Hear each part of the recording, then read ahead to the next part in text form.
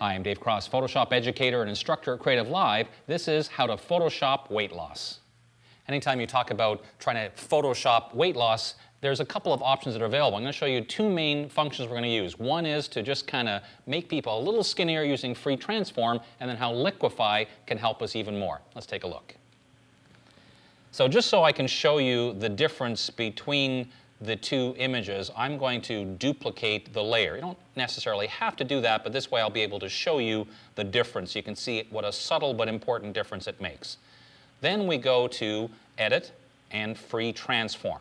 Now you have to be careful here because the temptation is to push it in really far, and that's going to look really artificial. So instead, we look up here in the options bar, and you'll see where it says width. I'm going to take that and change it to like 97%, which really means when you think about it, I'm only scaling this down by 3%, but that's going to look much more realistic. So if we look at it, you can see the difference. It still looks natural, but look at the subtle difference between the two. Here's the original photograph, and here's with our little bit of free transformation. So that's a very useful command that just does an overall kind of slimming effect.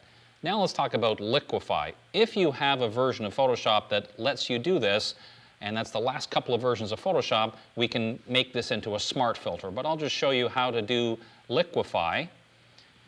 The key to using Liquify is we want to make a brush that's just big enough but not too big. For example, if I wanted to tuck in this area here, this size of brush, I'm just using the very first tool in Liquify, this size of brush is going to work quite well. If I undo that, I'll show you what happens if I have a brush that's too small. If I use a really small little brush, then I start to get results like this. This just doesn't look good at all. And you can undo within Liquify.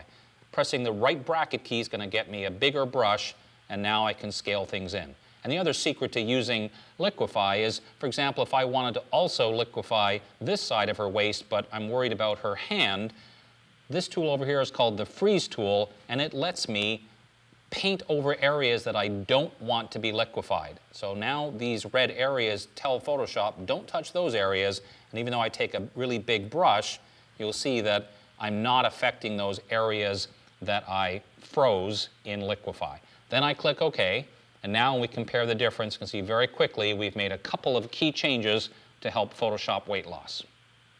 Now, although it's not absolutely necessary to duplicate the background layer, I like to do that for two reasons. First of all, it gives me a chance of comparison, the original versus what I've done, but also lets you change your mind in case you need to.